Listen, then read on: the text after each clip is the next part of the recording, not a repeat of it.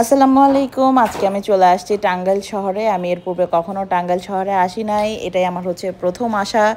আসতে আসতে অলরেডি আয়াস ঘুমায়ে গেছে। এখন আমরা যেখানে যাব টাঙ্গাইল শহরটা পুরোটা একটু ঘুরে দেখলাম।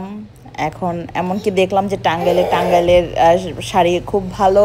তাই শাড়ি কেনার যদিও কোনো উদ্দেশ্য ছিল না, তারপরেও পাত্রাইলে চলে আসলাম আমরা এখন।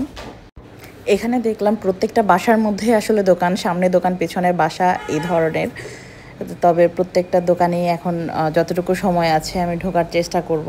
আমি অলরেডি একটা দোকানে ঢুকেছি, ঢুকে কিছু শাড়ি দেখলাম, দেখে আরও অন্য আরেকটা দোকানে এখন যাব। এখানের বেশিরভাগ দোকানগুলোই হচ্ছে হোলসেল দোকান, এই কারণে রিটেল তারা একটা দিতে একটু আনকমফোর্ট ফিল করে, তেমন দরদামও তারা করতে পারে না, এমনকি প্রফেশনালভাবে তারা দেখাতেও পারে না। ফাইনালি আমি বেশ কয়েকটা দোকান ঘুরে অবশেষে আমি এই একটা দোকানে ঢুকেছি। ঢোকার পর এই যে কালার শাড়িটা দেখতে পাচ্ছেন, এই শাড়িটা আমি নিয়েছি আমার জন্য।